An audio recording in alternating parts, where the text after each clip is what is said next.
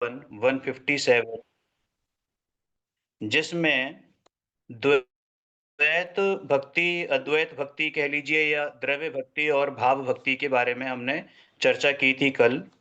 अब ये last paragraph पढ़ता हूँ जो हमने कल जहाँ पर छोड़ा था, उसके बाद कंटिन्यू करेंगे कि अब जैन दर्शन का प्रारंभ इससे इंकार करके होता है, क्योंकि ये मार्ग नहीं है। क्योंकि यहाँ तो जो द्वैत था, वास्तव में द्वैत था, उसमें तुमने अद्वैत का अनुभव किया, और यहां तो अद्वैत ही है, यानी द्रव्य और पर्याय किसके हैं? कि स्वयं के हैं। वहां तो दो भिन्न द्रव्य थे, तो भक्ति में दो द्रव्य में अद्वैत का अनुभव किया था। अब प्रश्न आता है कि तो ज्ञेयों की लुप्तता हो गई ना, जब अद्वैत का अनुभव किया, द्वैत में अद्वैत का अनुभव किया, यानी कि ज्ञेयों की लुप्तता हो गई। तो बाबूजी ने कहा है कि ना भी हो, वो भी कोई जरूरी नहीं है कि हो, लेकिन वो एक तरीका है। ज्ञायक पर एकाग्र होने का एक तरीका है। ये ध्यान के भेद बताए हैं आगे, पिंडस्थ, पदस्थ, रूपस्थ, रूपातीत इत्यादि जो ध्यान के प्रकरण में, लेकिन उसको पढ़ते ही कोई शुरू ना।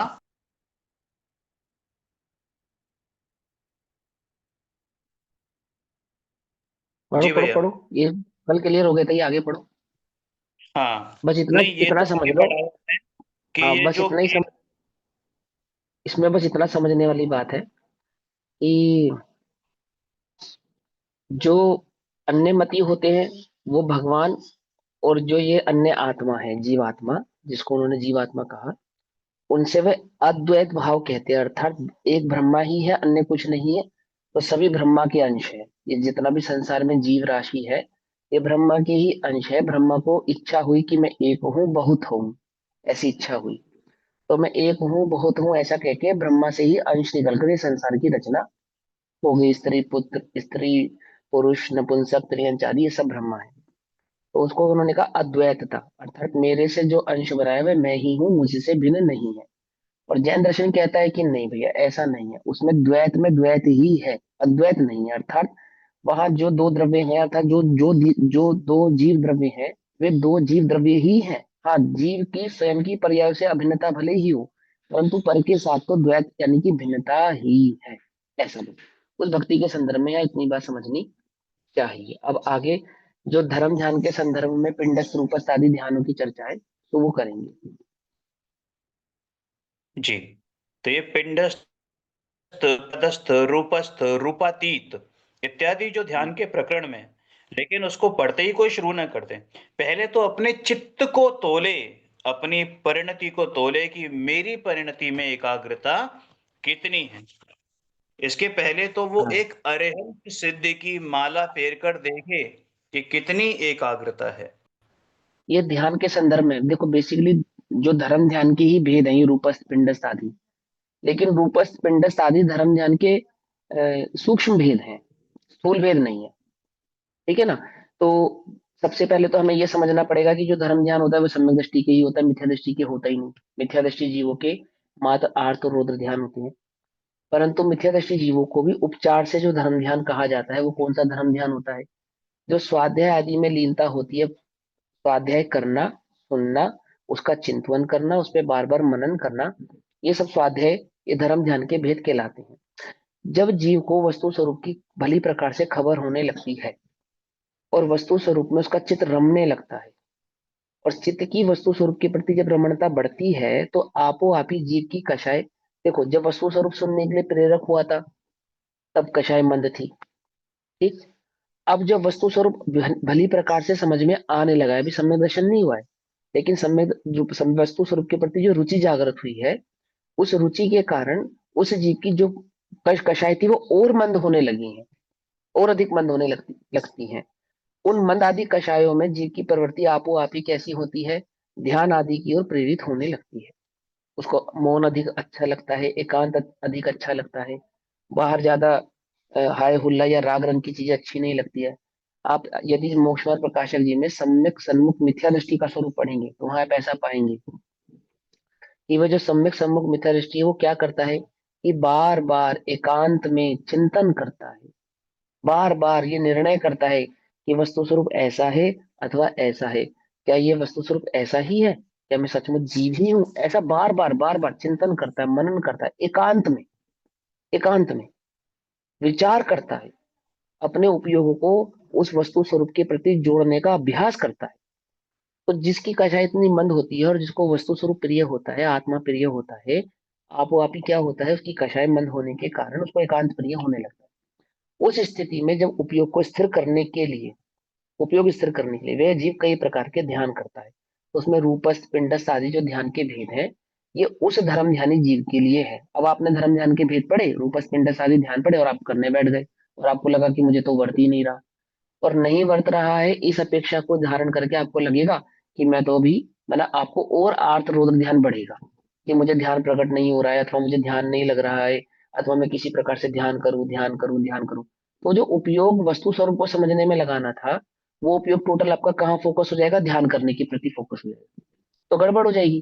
तो ऐसा नहीं कि पढ़ते ही साथ आपने इन रूपों को पढ़ा और ध्यान करने बैठ गए, तो पहले क्या करो, पहले अपने चित्त को एकाग्र करो, और चित्त को एकाग्र करने के लिए क्या करने, कि चित्र को एकाग्र करने के लिए वस्तु स्वरूप को भली प्रकार से समझो, द्रव्य गुण पर्याय के स्वरूप को भली प्रकार से समझो, और समझ के अपने चित्त को, अपने उपयोग को उसमें लगाओ। देखो अभी हमारा चित्त, ध्यान से समझो, वस्तु स्वरूप की विषय वस्तु जो आत्मा है के प्रति हमें अच्छा लगता है, उसकी ज्यादा हमें रुचि है, अथवा तो हमें सूक्ष्म ज्ञान की अधिक रुचि है ना, हमें बहुत ज्यादा अच्छा क्या लगता है, ये समझा कि ओहो मुझे ये भी आता है, ये भी आता है, ये भी आता है, मुझे ये भी समझ में आता है, और मुझे द्रव्य नियोग की इतनी अच्छी पकड़ है, करना नियोग की इतनी अच्छी पकड़ है, अथवा चढ़ना नियोग में मेरा इस प्रकार का उपयोग है, इसमें हमें ज्यादा रस आता है। अथवा जो स्वाध्याय की विषय वस्तु है, तत्व है आत्म तत्व, उस आत्म तत्व की हमें रुचि ज्यादा होती है, उसमें ज्यादा अच्छा लगता है, उसमें ज्यादा मजा आता है। ये बात तो सही है कि हम एक समय, दो समय अथवा तीन समय अपने समय अनुसार समय निकालकर अच्छे से स्वाध्याय करते हैं, लेकिन बस जितनी देर हम स्वाध्याय करते हैं उतनी देर तो हमें मजा आता है, और स्वाध्याय के आगे पीछे, है जितनी अच्छे तरीके से, जितने प्रॉपर वे से हम स्वाध्याय करते हैं, उतने ही प्रॉपर वे से हम दुकानदारी भी कर रहे हैं, उतनी ही प्रॉपर वे में और लीनता से हम संसार के अन्य अन्य कार्य भी कर रहे हैं, और स्वाध्याय के काल में स्वाध्याय भी कर रहे हैं। और देखो कैसी गजब की बात, जब भोग आदि के काल में, विषय कषाय आदि के काल में स्वाध्याय का चिंतन नहीं करता, समझे ना, जो स्वाध्याय की विषय वस्तु थी, और स्वाध्याय के काल में भोग आदि का चिंतन नहीं करता। देखो कभी नोटिस कर कर देखना, अब कोई उसको क्या लगे कि हाँ मेरा तो बहुत बढ़िया चल रहा है एकदम, और मैं प्रॉपर गृहस्थ हो गया हूँ, अब मैं श्रावक हो गया हूँ, क्यों, क्योंकि मैं धर्म भी एकाग्रता से करता हूँ, और जो श्रावक आदि मेरा कार्य है गृहस्थ आदि का, वो भी मैं बड़ी एकाग्रता से तल्लीनता से करता हूँ। पर ये नहीं है, ये गड़बड़ है, ये तो एक तरह का मैकेनिज्म है, समझे नहीं समझे मैकेनिज्म, कि आपने अपनी दिनचर्या में जैसे संसार के अन्य कार्य थे, ऐसे स्वाध्याय को भी संसार के अन्य कार्य की भांति जोड़ लिया है। ये मैं नहीं कह रहा हूँ, पंडित टोडरमल जी ने कहा है, स्वाध्याय करता है तो ऐसे करता है मानो किसी और की ही चर्चा कर रहा हो, मानो किसी और की ही बात हो, पढ़ता है तो पढ़ लेता है, समझे नहीं समझे, पकड़ में है बात नहीं पकड़ में। तो हम भी ऐसे ही कर रहे हैं, अब स्वाध्याय का समय हम स्वाध्याय करने बैठ गए, अब स्वाध्याय के बाद टीवी देखने का समय तो हम टीवी देखने लगेंगे, उसके बाद सोने का समय तो हम सो जाएंगे, फिर सुबह उठ के दुकान जाने का समय तो दुकान पे चले जाएंगे। लेकिन वास्तव में रुचि किसको कहना, उठते बैठते सोते जागते खाते पीते भोग के प्रत्येक काल में भी उस आत्मा का ही चिंतन होना, उस तत्व की ही रुचि होना, उस तत्व के प्रति ही चित्त का एकाग्र होना, बार बार बार बार बार बार वो तत्व प्रिय लगना चाहिए, बार बार वो आत्मा प्रिय लगना चाहिए, बार बार उस आत्मा की बात प्रिय लगनी चाहिए। कदाचित किसी कारणवश से भोग आदि की प्रवृत्ति हो भी जाए, किसी कारण से हो भी जाए, तो तुरंत क्या करे, तुरंत प्रतिक्रमण, यानी तुरंत बार बार अंतर में ये भाव आना चाहिए, बारह भावना आदि के माध्यम से चिंतन होना चाहिए, जो धर्म ध्यान का स्वरूप है ना, चार प्रकार का। तो क्या क्या चिंतन होना चाहिए कि अहो नहीं, ये मेरे करने योग्य कार्य नहीं, मुझे इनमें अधिक उत्साह नहीं होना चाहिए। अपना कार्य करने का उत्साह वर्ता है जिसको, किसने कहा है ऐसा, कहाँ लिखी है ये लाइन, याद, टोडरमल जी ने, मोक्षमार्ग टोडरमल प्रकाशन। जी ने, वेरी गुड, टोडरमल जी ने मोक्ष और प्रकाशक जी में कहा, सम्यक सन्मुख मिथ्या दृष्टि के स्वरूप अपना कार्य करने का उत्साह बरत रहा है जिसको, इसके प्रति उत्साहित वो अपने प्रति, अपने अपने आत्म तत्व के प्रति, है ना। ऐसे जीव को, ऐसी रुचि वाले जीव को उपयोग की जब एकाग्रता बढ़ने लगती है और बढ़ती है, तो वो आपो आप ही ध्यान आदि में प्रवृत्त होता है, अर्थात प्रवेश करता है। और उस ध्यान में वो किस प्रकार का प्रवेश पाता है कि अरिहंतों के स्वरूप के प्रति अपने उपयोगों को एकाग्र करना, वह कहलाता है रूपस्थ ध्यान, अथवा सिद्ध आदि के स्वरूप के प्रति अपने उपयोग को एकाग्र करना, ठीक, अथवा द्रव्य गुण पर्याय के स्वरूप में अपने उपयोगों को एकाग्र करना, अथवा भगवान सिद्ध भगवान का चिंतन करके अपने आत्म तत्व को भी उनके जैसा ही ध्यान में प्ररूपणा, अपने ध्यान में उस प्रति एकाग्र करना अपने चित्त को, कि अवो मैं भी सिद्ध समान ही हूँ, मैं भी अकर्ता हूँ, ज्ञायक हूँ। इस प्रकार से जो ये चिंतन होता है, काल्पनिक चिंतन होता है, विकल्पात्मक नहीं क्यों कहूं, विकल्पात्मक होता है, ये टोटल विकल्पात्मक चिंतन होता है। और इसी चिंतन को वहां पे रूपस्थ पिंडस्थ आदि ध्यान के माध्यम से कहा जाता है। इन रूपस्थ पिंडस्थ आदि ध्यान का और विशेष भाव पढ़ना हो, आपको और विशेषता से समझना हो, तो ज्ञानार्णव ग्रंथ में उसका बहुत बारीकी से उल्लेख किया गया है, ठीक है ना। वहाँ वहाँ आप पढ़ेंगे, हृदय मन में 8 प्रकार के कमल आदि पंखुड़ी पे रीम ओम आदि की स्थापना करके और अपने उपयोग को एकाग्र आदि करना। तो कोई कहे कि ये कैसा ध्यान है भैया, हम तो आत्मा है और इस ध्यान की क्या आवश्यकता है, या रूपस पिंडस आदि ध्यान करने की क्या आवश्यकता है, और ये सब सच्चे नहीं है अथवा मिथ्या है। तो ऐसा नहीं है, यहाँ बाबूजी आपको स्पष्ट समझा ही रहे हैं कि स्वरूप पढ़ के उतरने की चेष्टा करोगे तो भी आपको आर्त रौद्र ध्यान होगा कि मुझे ध्यान नहीं बरत रहा, और उस ध्यान को एकाग्र करने के चक्कर में पड़ जाओगे और वस्तु स्वरूप से क्या हो जाओगे, विमुख हो जाओगे।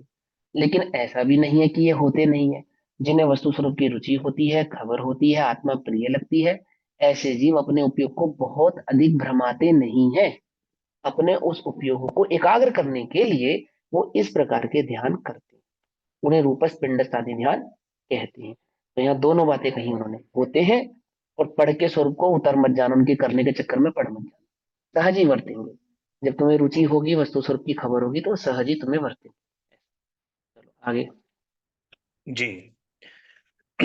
अगर वास्तव में एकाग्र हो जाता है तो वह पिंडस्थ पदस्थ में जाए, क्योंकि वहां भी उसमें अरिहंत सिद्ध का स्वरूप देखता है कि जो वास्तव में अभी मैं बना नहीं हूं, अभी केवल विकल्पात्मक दशा है। वहीं ये स्थिति है जैसे कि मैं आनंद में अभिभूत हो जाता हूं, आनंदमय हो जाता हूं। तो वास्तविकता में क्या होता होगा, लेकिन फिर भी है तो विकल्पात्मक ही। तो जो विकल्पात्मक तक रुक कर और अपने दर्शन की पराकाष्ठा कर चुके हैं, उनसे इनकार करके जैन दर्शन का प्रारंभ होता है कि वो हम्म। मार्ग ही नहीं है, हाँ, ये कि रूपस्थ वो पिंडस्थ जो ध्यान मार्ग है, ही नहीं। ये इन्हें कोई वास्तविक ध्यान समझ ले अथवा ध्यान समझ ले तो ये मार्ग नहीं है, इसे ही ध्यान समझ ले तो ये ध्यान नहीं है। इन्हें उपचार से ध्यान कहा है, क्योंकि ध्यान की परिभाषा क्या है, चित्त की एकाग्रता, चित्त के एकाग्र होने को ध्यान कहा है। आर्त भी ध्यान है, रौद्र भी ध्यान है ना। तो ऐसे ही प्रभु की भक्ति में अपने उपयोग को जोड़ना, वह भी ध्यान है। भगवान के स्वरूप के प्रति अपने उपयोग को जोड़ना, वह भी ध्यान है। जैसे भोग आदि में अपने उपयोग को जोड़ना भी ध्यान है, ऐसे देवशास गुरु के प्रति अपने उपयोग को जोड़ना भी ध्यान है। देवशास गुरु के प्रति अपने उपयोग को जोड़ना वो धर्म ध्यान है उपचार से, और भोग आदि के प्रति अपने उपयोग को जोड़ना वो आर्त अथवा रौद्र ध्यान है, ठीक। तो कोई कहे कि मुझे बहुत मजा आता है ध्यान में भैया, बड़ा आनंद आता है, क्या आनंद आता है, एकदम बिल्कुल मुझे तो सिद्धों का ऐसा एकदम अनुभव होता है, और बिल्कुल ऐसा लगता है कि मानो मैं भी साक्षात सिद्धालय में ही विराजमान हूँ, अथवा मुझे अरिहंतों के साक्षात दर्शन होते हैं, और वह उसको सम्यक दर्शन मान ले, धर्म मान ले, अपने को उसमें परिपूर्ण मान ले।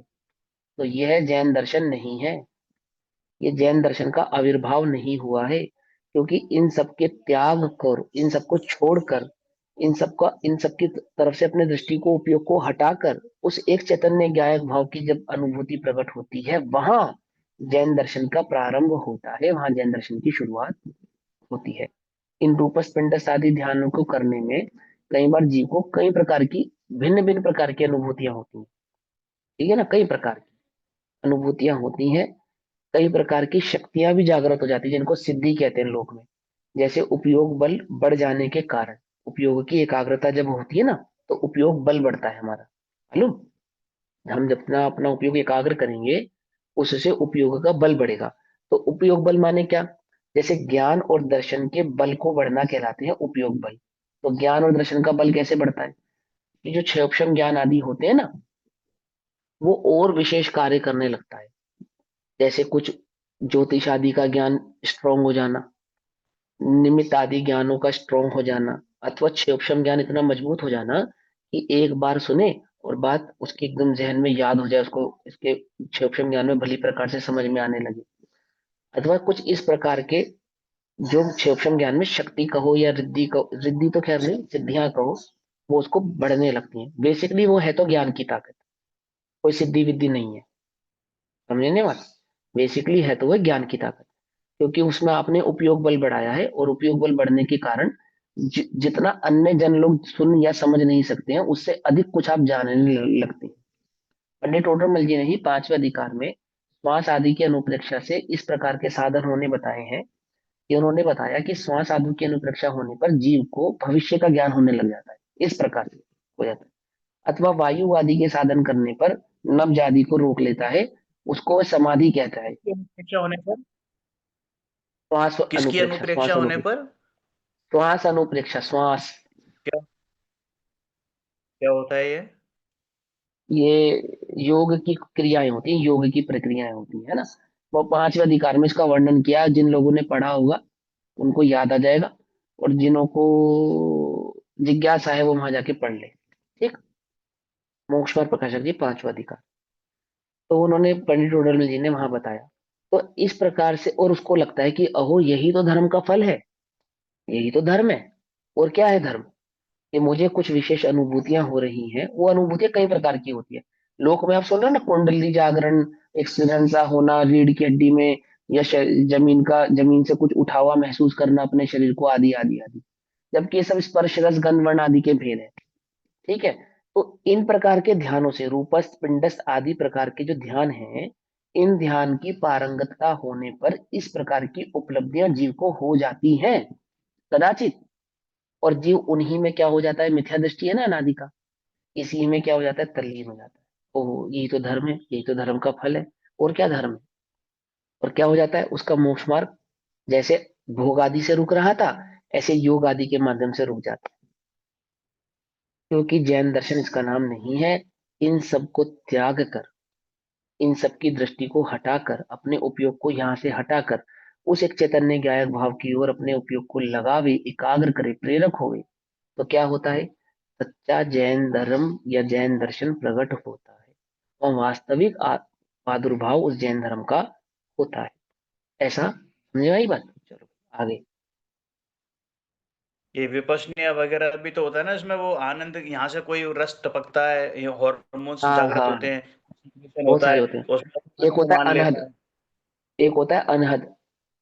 अनहद, अनहद का मतलब होता है जिसकी कोई हद नहीं है, ऐसा एक स्वर बजता है। ठीक है ना। पांच सात प्रकार के स्वर होते हैं, तीन प्रकार के स्वर तो हमने भी सुने हैं। ठीक है ना। जिज्ञासा के कारण धर्म के कारण नहीं। तो तीन प्रकार के अनर्थ स्वर होते हैं, पांच सात प्रकार के अनर्थ स्वर होते हैं, उन स्वरों में अपने उपयोग को एकाग्र करता है। फिर होता है, वहां पे जब सातवें नंबर का अनर्थ यानी कि वीणा की तरंग जैसा सुनाई देने लगे, तो उसको वह भगवत प्राप्ति कहते हैं। अथवा ध्यान आदि के काल में कंठ आदि से कुछ इस प्रकार का रसायन झरता है, जिसका जो स्वाद होता है वो अभूतपूर्व होता है। अभूतपूर्व होता है इन सेंस, पहले उसने जनरल जो चीजों में स्वाद होता है ऐसा स्वाद ना होकर कुछ अलग स्वाद होता है विशेष, उसको वह भगवत प्राप्ति कहता है। ठीक है ना।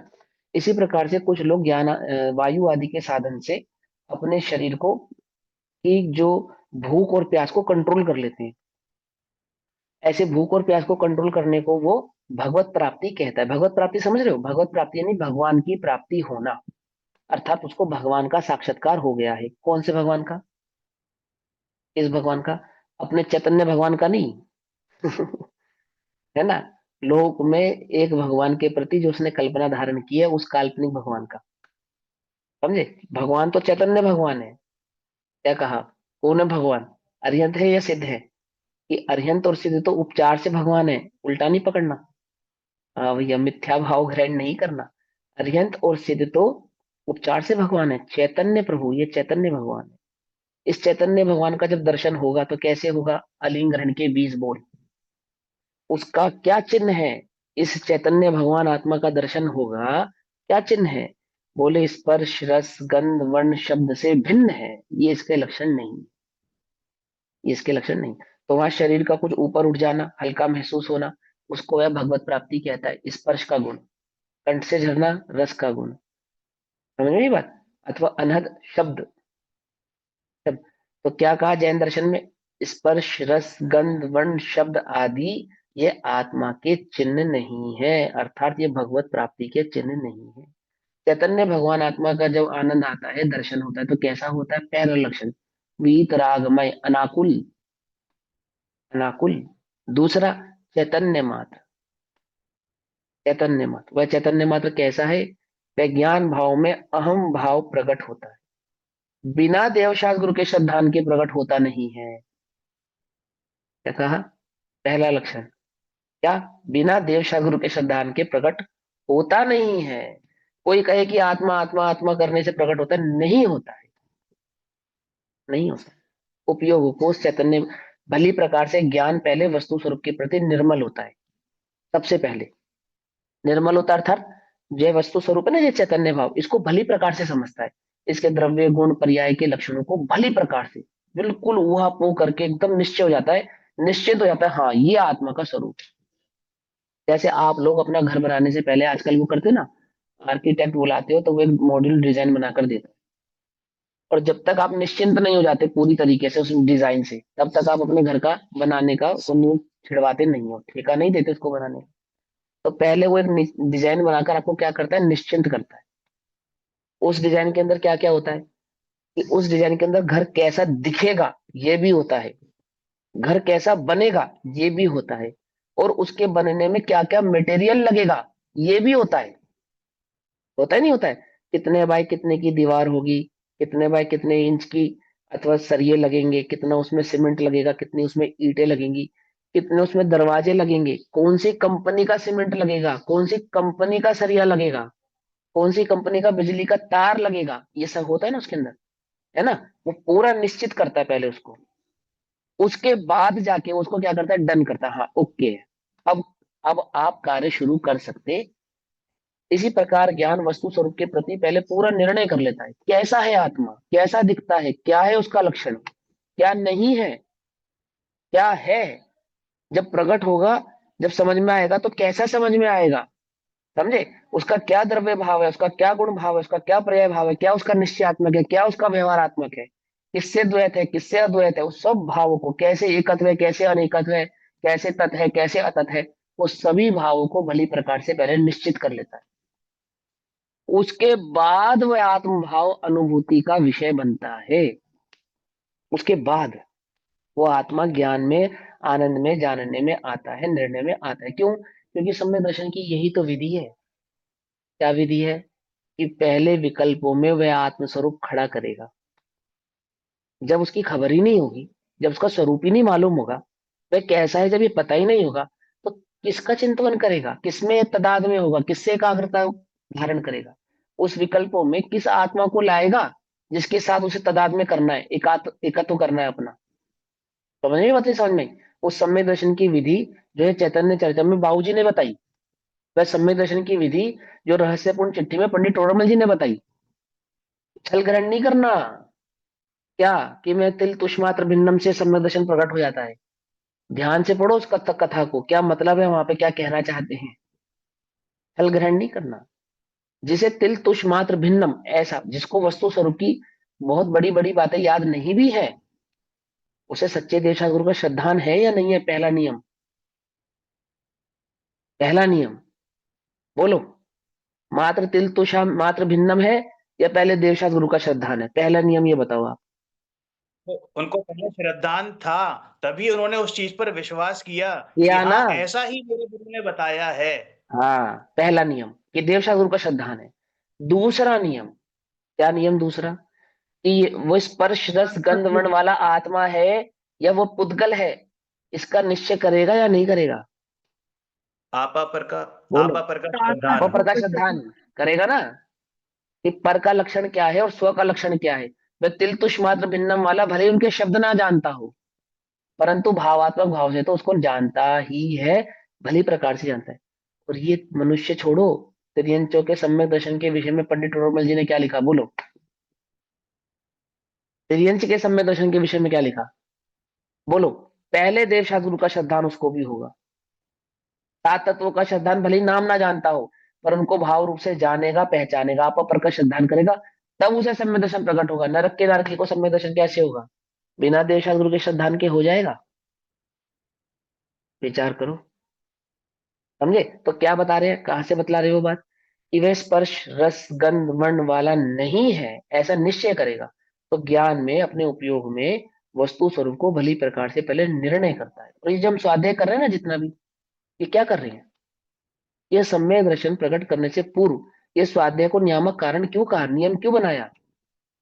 स्वाध्याय तप है महान, क्यों कहा इसे महान तप, क्यों कहा? इसलिए कहा क्योंकि बिना स्वाध्याय के वस्तु स्वरूप समझ में आने वाला नहीं है। आई बात समझ में या नहीं समझ में? ठीक है। तो वह उसका मूल भाव है। तो वहां निर्णय करके और फिर वो ध्यान आदि की तरफ प्रेरित होता है। और जब ध्यान आदि में इस प्रकार के भाव प्रकट होने लगते हैं, तो वह उनको इग्नोर कर देता है, डिनाई कर देता है, उनकी तरफ दृष्टि नहीं करता, छोड़ देता है, क्योंकि उसको वास्तविक लक्षण पता है। उसको पता है कि वह आत्मा स्पर्श रस गंध वर्ण शब्द वाला नहीं है। ये बात समझ में? तब वो उससे आगे बढ़ता है, तब जाके वो आत्मा उसको प्रकट होता है। ऐसा, चलो भाई आगे।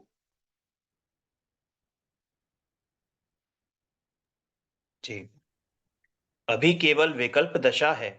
वहीं ये हम्म। स्थिति है कि जैसे मैं आनंद में अभिभूत हो जाता हूँ, आनंदमय हो जाता हूँ, तो वास्तविकता में क्या होता होगा? लेकिन अभी भी विकल्पात्मक तो है ना। तो जो विकल्पात्मक तक रुक कर अपने दर्शन की पराकाष्ठा कर चुके हैं, उनसे इंकार करके जैन दर्शन का प्रारंभ होता है कि ये मार्ग ही नहीं है। विकल्प से कभी भी निर्विकल्प की सिद्धि नहीं होती, क्योंकि वहां दो है। विकल्प में होते हैं ना दो, उपासक और उपास्य का भेद है वहां पर। तो वहां तो जिसकी भक्ति हम का जो जो प्रवाह है। उपासना जो उपासना कर रहा है उसको तो कहते हैं उपासक, और जिसकी कर रहा है उसे कहते हैं उपास्य। आई बात समझ में? जिसकी जो भक्त है, जो भक्ति कर रहा है वो भक्त, और जिसकी कर रहा है वो भगवान। तो भक्त माने उपासक और भगवान माने उपास्य। तो यहाँ पे भक्त और भगवान कौन है सम्यक दर्शन की विधि में, कि मैं ही मैं भक्त हूं और मैं ही भगवान हूं।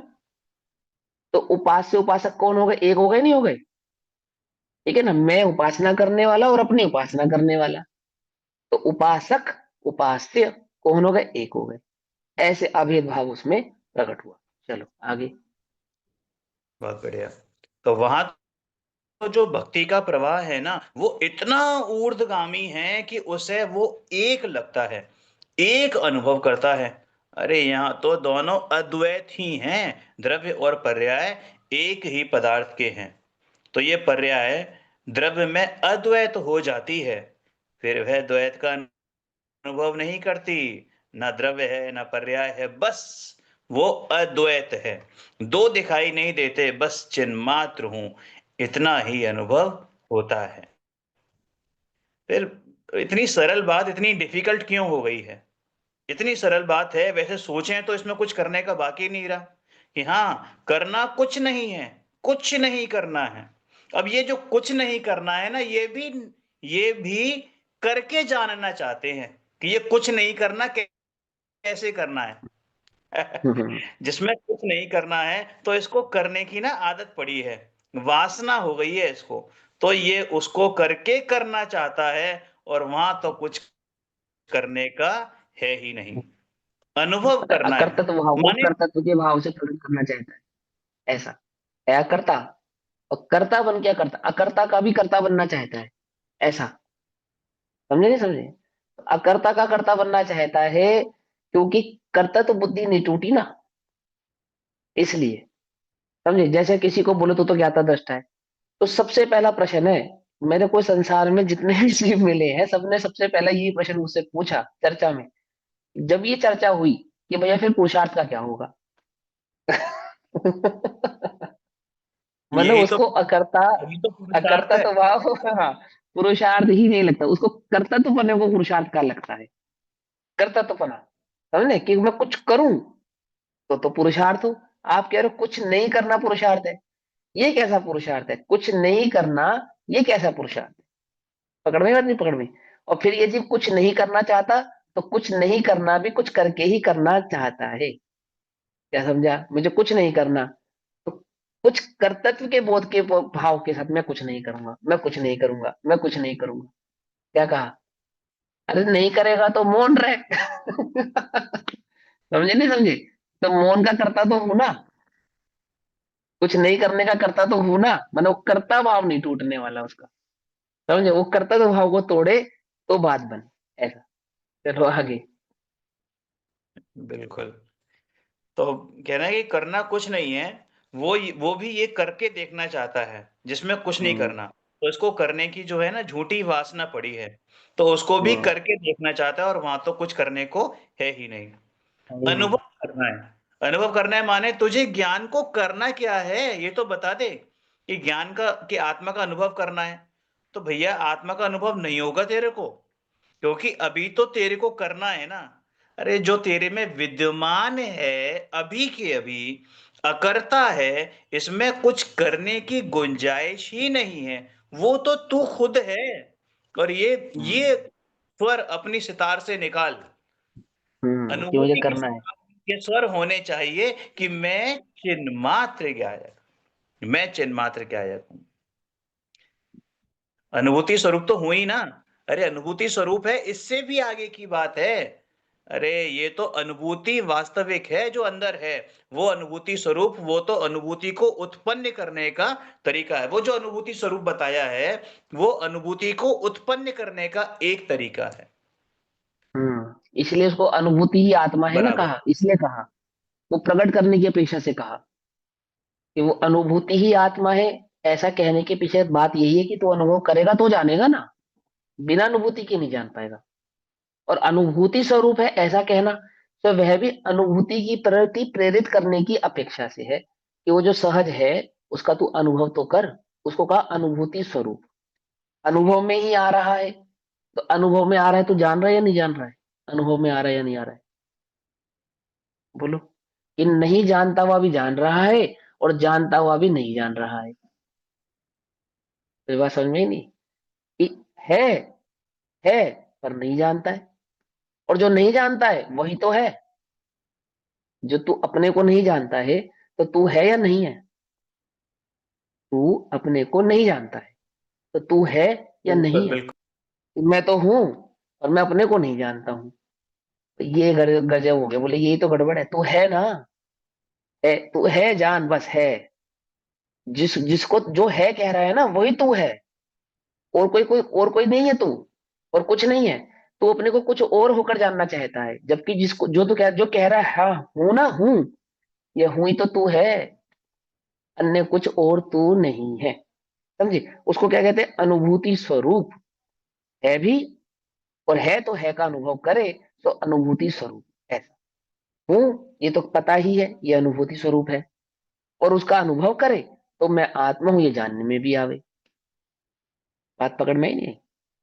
तो जिसको ये जो ये भूल जाता है, याददाश्त चली गई कि मैं कौन हूं, तो मैं हूं इतना तो उसे पता है, पर कौन हूं ये उसे नहीं पता है। समझ में आई बात नहीं समझ में? है ना? इतना तो उसे पता है ना कि मैं हूं, मैं हूं। ऐसे ही ये अनादि से आत्मा भूल गया है क्या कि मैं आत्मा हूं। बोले हूं तो पता है ना, और मैं तो पता है ना, मैं हूं, कि हाँ ये बात तो पक्की है कि मैं हूं। ये तो अनडाउटेबल बात है। एक इंद्रिय से इस जीव से भी पूछो कोई है, तो क्या कहेगा? हाँ है। कहेगा या नहीं कहेगा? बोलेगा ना। हाँ। कौन है? भले ही ये ना जानता हो, पर हूं ये तो पता है ना। वो चींटी को छुओ तो किसकी जान बचा रही है? अपनी। हाँ, उसको भी पता है कि मैं हूं। मक्खी को भी तुम पकड़ने की कोशिश करो तो जान बचाती है? मच्छर अपनी जान बचाता है? बचाता है ना? देखा ही होगा। तो किसकी जान बचा रहा है? उसे पता है वो कौन है, फिर भी जान बचाता है। किसकी बचा रहा है? कि हूं, इस तरह तो सभी को पता है कि मैं हूं। तो इसको कहा अनुभूति स्वरूप आ रहा है, आबाल गोपाल सभी के जानने में आ रहा है।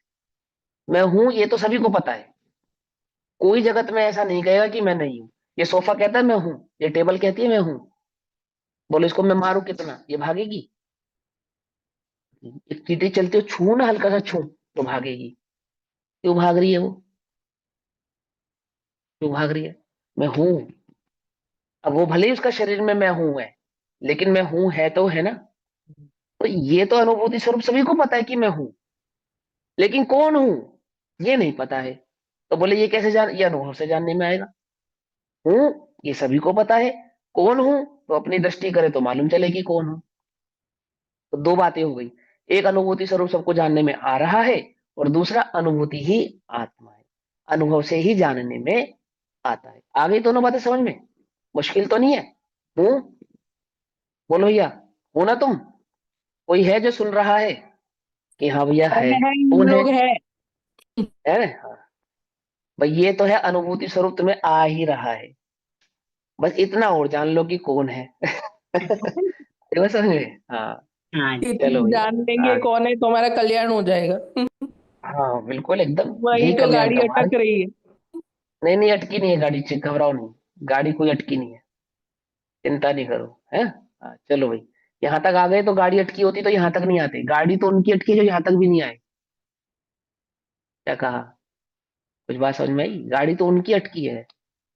गाड़ी तो उनकी अटकी है जिन्हें सात तत्वों की खबर नहीं है, वस्तु स्वरूप की खबर नहीं है, सच्चे देशागुरु की खबर नहीं है। उनकी अटकी। भैया मैं तो मानता हूँ, ये तो मेरा पर्सनल व्यू है, कि किसी ने पंचम काल में ये समय सार ऐसा शब्द भी सुना है ना, ये शब्द भी सुना है, उसको भले ही कुछ नहीं पता, वो निश्चित ही भवे है। ये मेरा पर्सनल व्यू है। मुझे एक आचार्य कुंद कुंद देव के पूर्व की वो बात याद आती है। उन्हें नहीं मालूम क्या है। क्या है? बस एक ग्रंथ है, और ये पेड़, सारा जंगल जल गया, और ये पेड़, ये वृक्ष, इस ग्रंथ के कारण ये वृक्ष नहीं जला। समझे नहीं समझे? बस इतना ही उनको उसके प्रति आदर था।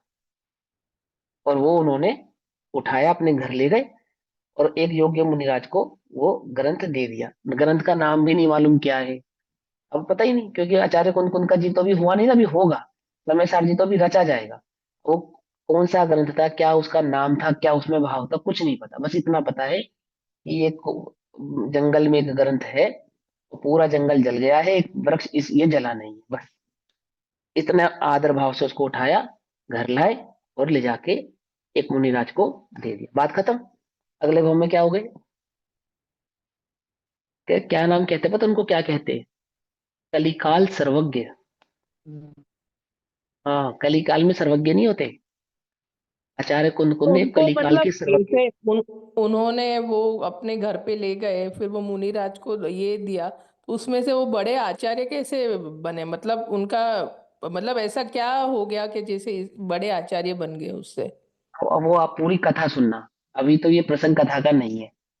बस इतना समझो कि उन्होंने दान किया, और वो ज्ञान दान के फल में अगले भाव में वो मुनि कुंद कुंद के रूप में, मतलब वो बालक के रूप में जन्मे, और जिन भक्त हो रहे, जिन प्रेमी रहे, और फिर वो उनकी उसके प्रति जो प्रेरणा बढ़ती चली गई, और वो स्वाध्याय आदि के प्रभाव से आचार्य हो गए। और कलिकाल सर्वज्ञ के नाम से आप सब लोग, हम उन्हें जानते हैं। मैं पूरी डिटेल में कहानी नहीं सुना रहा हूँ, प्रसंग नहीं है ना, मतलब प्रसंग पे तू सुनाई जाए पात्र तो अच्छा दान है। दिया इसलिए, तू पात्र दान दिया इसलिए। मुझे तो लगता है कि उस ग्रंथ के प्रति जो उनका राग था ना, उसके प्रति जो आदर था, उसलिए। विनय। विनय, जो ग्रंथ के प्रति जो उनको अंतरंग में एक आदर भाव उत्पन्न हुआ। अहो कोई अभूतपूर्व वस्तु है। समझ में बात नहीं? समझ में? उसके कारण। ऐसे ही लोक में, इस लोक में कोई भले ही समय सार जी पढ़ता ना हो, उल्टा नहीं पकड़ना, मिथ्या भाव ग्रहण नहीं करना, आप लोगों के लिए नहीं कह रहा हूं। लेकिन कोई आदर से भी सुनता हो ना, वो जैनियों का एक महान ग्रंथ है समय सार, इतना भी कोई मानता हो, निश्चित ही भव्य है, पक्की बात है, सम्य दर्शन प्रकट करके मोक्ष जाएगा। इस भव में नहीं जाएगा, अगले आगामी भव में जाएगा, परंतु अवश्य ही जाएगा। अभूतपूर्व बात है, अभूतपूर्व बात है। तो आपने कहा ना हमारी गाड़ी अटकी है, उस पे मैंने कहा कि घबराओ नहीं, बिल्कुल भी अटकी नहीं है, बिल्कुल निश्चिंत रहो आप, किसी की गाड़ी अटकी नहीं है। चलो भाई आगे पढ़ो। गाड़ी अटकी की है, वो यहाँ नहीं पहुंचे उनकी अटकी है, जो यहाँ पहुंच गए उनकी गाड़ी अटकी नहीं है। ठीक है, चलो आगे। अब मतलब कुछ ना करने का डर ऐसा लगता है कि कहीं निकम्मे ना बन जाए। अरे भैया निकम्मा बन बोलो। जाए तो ऐसा लगता है, लेकिन जब कुछ करना ही नहीं है तो कुछ परिश्रम ही नहीं करना, है निकम्मे ना? का तो अर्थ क्या बिना होता है? परिश्रम के यानी बिना पुरुषार्थ के क्या निष्कर्म। हो? सिद्ध भगवान है निष्कर्म, निकम्मे। हाँ, निष्कर्म में। आचार्य ने गाथा लिखी है, गाथा लिखी है बकायदा निकम्मे के ऊपर। बृहद क्योंकि रवि निकम्मा। संग्रह। भरत द्रव्य संग्रह में ना निकम्मा कहा उनको, अर्थात निकर्म, निकम्मा, लुच्चा, लुच्चा कहा, निकम्मा लुच्चा अठ समझ ना। गुणा। हाँ, वो गाथा हाँ है एक, निकम्मा अठ हाँ। गुणा। और फिर कहा लुच्चा, लुच्चा माने केश लोच करने वाले। और फिर लुंचन। कहा नंगा, जो अंतरंग और बहिरंग परिग्रह से रहित है सुनंगा। समझे? ऐसा अर्थ किया। आप कहो तो सही, अब क्या कहना चाहते हो हमसे? पागल निकम्मा होना पागल चाहते हो? हाँ। पागल की जिसके क्या पाप पागल? गल जावे, जिसके पाप गलित हो जावे सो पागल। ठीक, बोले वस्तु स्वरूप को जो जाने, उसके पास कषाय करने का कोई अवकाश नहीं है। ये है बात। समझे नहीं समझे? उसके पास तो कहाँ समय है उस एक आत्मा के रस में आनंद में जाने जो रहे, उसके पास कहाँ समय है कि वो और उस जगत के राग रंग को देखे। तुम्हें 1 करोड़ रुपए का हीरा मिल जावे और घर जाते समय रास्ते में 100 मेले पड़ते हो और तुम्हारी रुचि के पड़ते हो, कहाँ रुकोगे? कितनी देर रुकोगे बोलो? कहाँ रुकोगे? कितनी देर रुकोगे? रुकोगे या नहीं रुकोगे? पूछो अपने आप से। रकम हो अपने जेब में मोटी तो रास्ते में कोई रुकता है? कोई नहीं रुकता है। खबर हो वस्तु स्वरूप की जिसे, वो कौन रुकता है? कौन अटकता है? कोई नहीं अटकता है। वो तो बस बढ़ता है। उसको तो उस गंतव्य में पहुंचना है कि उसको वो चीज मिली है अभूतपूर्व, जो उसे अभी तक मिली नहीं थी। ऐसा। चलो भाई आगे। यहाँ पे जो परिश्रम की बात आई है, परिश्रम माने के पुरुषार्थ, वो सब परिश्रम वगैरह सब साथ चलते हैं।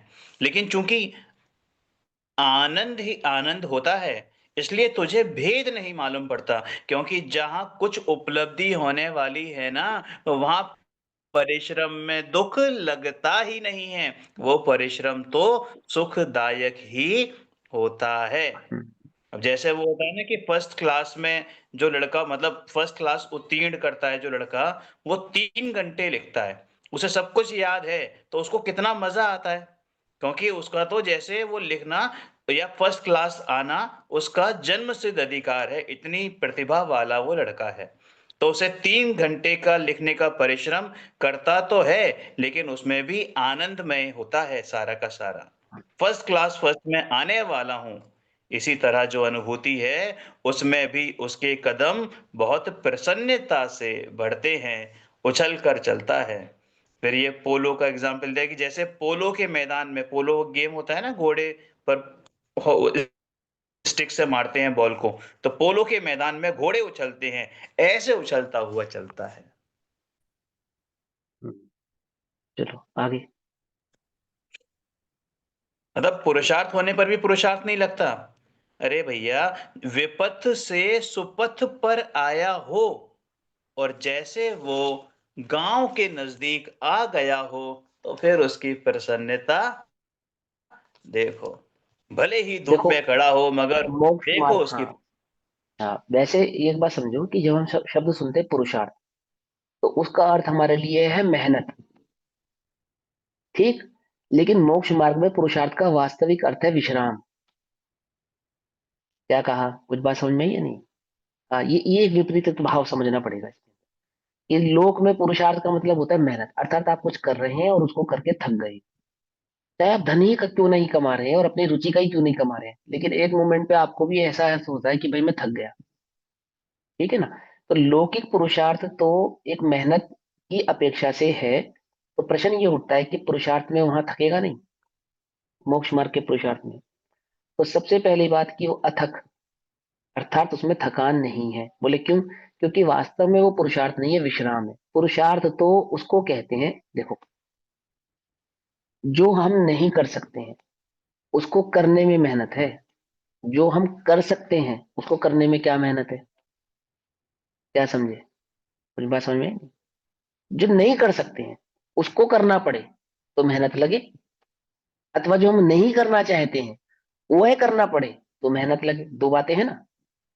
जैसे भाई रोटी बनाना नहीं चाहती, तो बनाना है उसको कैसे लगती है? मेहनत का काम लगता है, नहीं लगता है ना? कोई कहीं कोई कार्य नहीं करना चाहता, नौकरी नहीं करना चाहता है, कोई कोई भी काम जगत का करना नहीं चाहता, उसको बहुत मेहनत लगती है उसके अंदर करने में। एक बात। और दूसरी बात, जो वह कार्य कर नहीं सकता है उसको करने में मेहनत लगती है। लगेगी नहीं लगेगी? बोलो। रेत में से तेल निकालना है, कितनी मेहनत लगेगी? है कि भैया हमारा तेल निकल जाएगा पर रेत में से नहीं निकलेगा। है ना? लगेगी नहीं लगेगी? कितनी मेहनत। लेकिन अग्नि को उष्णता देनी है तो अग्नि को कितनी मेहनत लगेगी? नहीं लगेगी, है ना? स्वभाव में मेहनत थोड़ी है। मेहनत तो पर के कार्य को करने में है, अपने कार्य को करने में कोई मेहनत नहीं है। हमें शरीर का काम करना पड़ता है ना, वो मेहनत है। क्या कहा? अपना काम करना पड़े वो मेहनत नहीं है। इस देह का काम करने में मेहनत है। ये पर का काम है, पर का। इसका जो हम काम करते हैं, सुबह उठते हैं, इसको नहलाते हैं, धुलाते हैं, खिलाते हैं, पिलाते हैं, पुचकारते हैं। सर्दी मांगता है तो गर्मी का एहसास कराते हैं, गर्मी लगती है तो सर्दी का एहसास कराते हैं। जहाँ इसका जी अटकता है वहां इसकी पूर्ति कर, ये मेहनत का काम है। जैसे छोटे बच्चों को पालना पड़ता है ना, ऐसे इस देह को पालना पड़ता है। कुछ बात समझ में आई या नहीं समझ में आई? तो भी ये आस्तीन का सांप है, क्या करता है? क्या करती है? आप ही खुद को को डसती है। हाँ, आप ही पाल रहे हो, आप ही को डसती है। इसको पालना मेहनत का काम है। लेकिन सहज स्वयं को जाने, स्वयं को पहचाने, अपना कार्य करे। अपना कार्य करने में तो कोई मेहनत लगती नहीं। देखो, आपके शरीर में खून दौड़ रहा है, निरंतर दौड़ रहा है, जब से जन्मे हो और अब तक जितने भी वर्ष हो गए दौड़ रहा है। कभी थका? जिस दिन थक जाएगा उस दिन क्या होगा? Dead body. समझ में आई बात नहीं समझ में आई? जिस दिन थक जाएगा, ये दौड़ रहा है ना खून, सभी को पता है दौड़ रहा है। जिस दिन थक गया उस दिन क्या होगा? डेड खत्म हो बॉडी हो जाएगा जाए। काम। हाँ। ये श्वास बचपन से चल रही है ना, ऐसे कैसे चल रही है? चलते चलते थकी कभी? और जिस दिन थक जाएगी उस दिन क्या होगा? बोलो, सोचो। खून दौड़ रहा है, सांस चल रही है, ये दौड़ना दौड़ना नहीं लगता, ये चलना चलना नहीं लगता। लगता है किसी को? तो चाहता है कि दौड़े, खूब दौड़े भैया, दौड़ते ही रहे, हजारों वर्षों तक दौड़े। खून हजारों वर्षों तक दौड़े, सांस लाखों वर्षों तक चले। क्यों भैया? ऐसा ही है ना। तुम जियो हजारों साल, साल में दिन हो 50,000, है। तो चाहता है कि सांस चले, खून दौड़े, वहां तो उसे थकान लगती नहीं है। बोलो, दौड़ना और चलने में थकान है या नहीं है? बोलो, है या नहीं है? है ना? नहीं लगती। ऐसे ही जिन्हें स्वभाव की समझ है, स्वभाव की खबर है, वो जानते हैं। क्या जानते हैं? नहीं, विश्राम है भैया, जीवन है ये तो। ये तो जितना चले, ये पुरुषार्थ, मोक्ष मार्ग के पुरुषार्थ की बात चल रही। ये तो उस खून की तरह जितना चले, इस श्वास की तरह जितना दौड़े, उतना ही बढ़िया है। आहा, उसमें ही आनंद है। डॉक्टर साहब, ये सांस रुकनी नहीं चाहिए। क्या? चलती ही रहनी चाहिए, है ना? ऐसे ही वो जो मोक्ष मार्ग का पुरुषार्थी है, उस पुरुषार्थ में थकता नहीं है। ओहो, यह तो होता ही रहना चाहिए, आनंदित है। क्यों? वास्तव में वह वास्तविक जीवन है, विश्राम है। इसलिए आई बात समझ में? ऐसा। चलो भाई, लौकिक पुरुषार्थ जैसा पुरुषार्थ नहीं, थक जाए ऐसा नहीं है। वो तो अपना कार्य है, सहज है, सुलभ है, ऐसा है। चलो। है ना, वस्तु विचारत ध्यावते मन मन पावे। पावत विश्राम। हम्म। ये कहते हैं भले ही वो धूप में खड़ा हो लेकिन उसकी मंजिल दिख रही है तो उसको प्रसन्नता होती है। वो आ गया, अरे आ गया ऐसा। ये कर्ण लब्धि की दशा है कि आ गया आ गया। चिन्मात्र का स्वीकार, इसके अलावा कोई बात नहीं होनी चाहिए। और चिन्मात्र में भी भाव, ये शब्द नहीं, चिन्मात्र शब्द नहीं, भाव। क्योंकि पकवान खाते समय हम उस शब्द को याद नहीं करते, केवल पकवान के स्वाद में मशगूल एकदम उसमें ही तन्मय रहते हैं। बिल्कुल करेक्ट। प्रश्न फिर आया, बाबूजी पता कैसे चले कि ये केवल शब्द नहीं है बल्कि भाव हैं? कि ये जो चिन्मात्र है, चिंतन में जो चलता है कि मैं चिन्मात्र हूं, उसका कैसे पता चलेगा कि ये मात्र शब्द नहीं बल्कि भाव हैं? या तो ये मात्र शब्द हैं, भाव नहीं, ये पता कैसे चलेगा? तो देखो, अगर शब्द होंगे तो ऐसा आनंद नहीं आएगा। ऐसा आएगा जैसे आता रहा है और जो चला जाता है, समाप्त हो जाता है, फिर उसका कोई स्थायित्व नहीं होता। क्योंकि ये आनंद उत्पन्न होता है तो इस आनंद के साथ में जो सुख उत्पन्न हुआ वो स्थायी है, सदा रहने वाला है। अब वो एक्चुअली में वो कन्वर्सेशन हो रही है ना आमने सामने, तो वो इशारे करके बता रहे हैं। तो पहले जो बात आई थी कि ऐसा आनंद ही नहीं आएगा, तो वो शब्दों की अपेक्षा से बात थी। अब जब ये कहा कि यहाँ जो इस आनंद की बात आ रही है, तो वो अंदर जो भाव वाली बात है कि आनंद के साथ में जो सुख उत्पन्न हुआ है वो स्थायी है, सदा रहने वाला है, तो उसकी तो काया ही पलट हो जाती है, अब पुनर्जन्म देखो होता है सुनो, वास्तव। अब सुनो, थोड़ा सा ना मैं आपको, एक विरुद्ध अलंकार होता है, तो विरुद्ध अलंकार के सापेक्ष एक कथन आपको उदाहरण समझाता हूँ। आप अपनी पसंद का एक बहुत बढ़िया भोजन कर रहे हैं, बेहतरीन एकदम बढ़िया भोजन, जो आपको पसंद है, किसी को खीर पसंद है, मालपुआ पसंद है, जो पसंद है वो आप खा रहे हैं। तो वह पाते समय अचानक से उसमें कंकड़ आ गया, एक छोटा सा बारीक सा कंकड़ आ गया। अब प्रश्न ये है कि वो जो बारीक सा कंकड़ आया, वो तुम्हारे ज्ञान का विषय बना या नहीं बना, एक बात, और तुम्हारे उस आनंद में उसने खलल डाला या नहीं डाला, ये दो बात। बोलो, बारीक सा कंकड़ आया, उस बारीक से कंकड़ ने उस कॉन्टिन्यूटी को, स्वाद की कॉन्टिन्यूटी को भंग किया, एक बात किया, तुम्हारे ज्ञान का विषय बना, मालपुआ या खीर से उपयोग हटके कहाँ गया, वहां गया, और उसके संदर्भ में जिस भी प्रकार का विकल्प विचार उत्पन्न होना चाहिए था वो हुआ। अरे ये क्या आ गया, ये कंकड़ है, निकाल कर भी देखा, सब कुछ किया है ना। ऐसे ही अनादि से आकुलित सुख में व्याप्त इस जीव को जब अचानक से निराकुल सुख की प्राप्ति होती है, अचानक से इनसे उसके पुरुषार्थ पूर्वक, अचानक ही, सहज ही, क्योंकि करण लब्धि से प्रकट होने वाला वह समय दर्शन कैसा है, आपो आप प्रकट होता है, सही है ना उसके लिए शब्द, आपो आप। कोई जानबूझ के तो मुंह में कंकड़ डालता नहीं, और जिसने बनाया होगा उसने भी जान के तो कंकड़ डाला नहीं, और यदि उसकी दृष्टि का विषय वो कंकर बन जाता बनाते समय तो निकाल देता, एक बात, और खाने वाले का खाने से पहले यानी पाने से पहले विषय बन जाता सो वो भी निकाल देता, दो बात।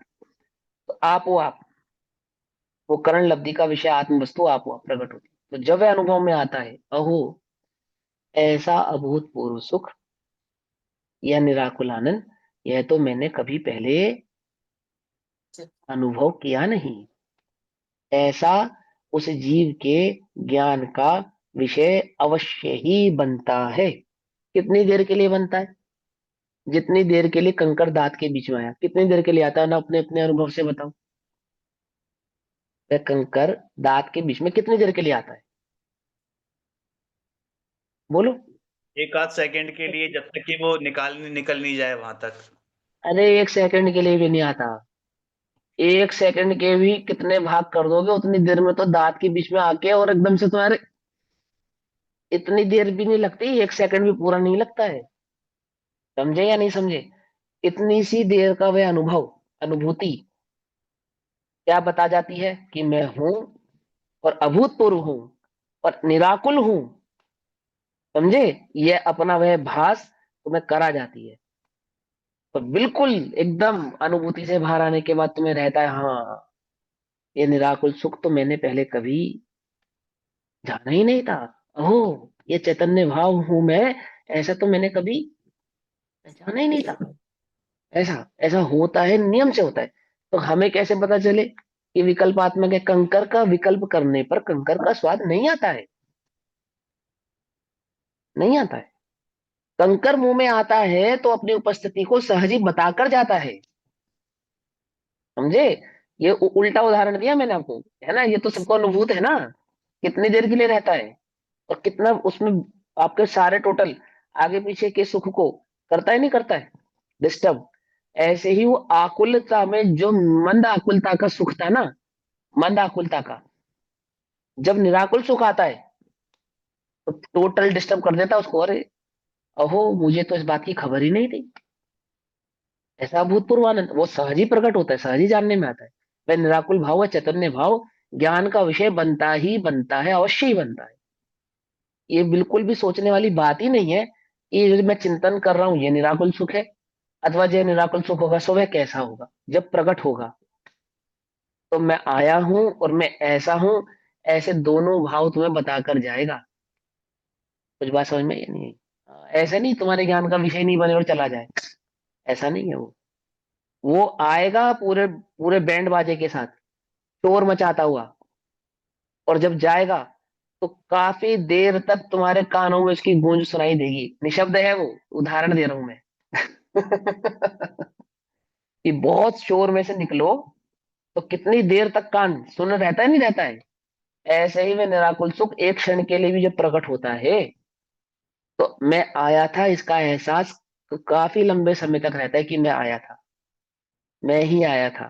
ये सुख जो तुझे कभी अनादि में नहीं आया था, वह एक समय के लिए अभी आया था। ये बात समझ में नहीं आई? वह चैतन्य भाव ऐसा है। चलो भाई आगे। बहुत बढ़िया। कहते हैं कि तो उसकी तो काया ही पलट जाती है, उसका पुनर्जन्म होता है वास्तव में, मतलब समय दृष्टि का तो ये नया जन्म है, काया ही पलट गई उसकी। तो वो जो आनंद है ना, सबसे पहले पहचानने में आता है कि ऐसा आनंद, जगत की अनंत पदार्थों का मैंने सेवन किया लेकिन उनमें ये मिला नहीं, ऐसा आनंद नहीं मिला, ऐसा स्वाद कभी आया ही नहीं। और इससे पहचान लेता है कि ये शब्द को रट रहा है या भाव को,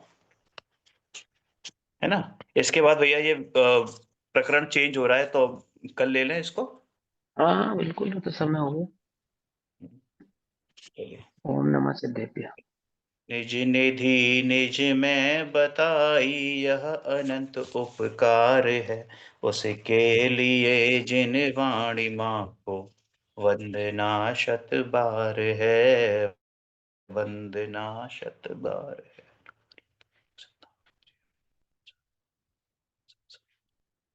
द्वादशांग जिनवाणी माता की जय।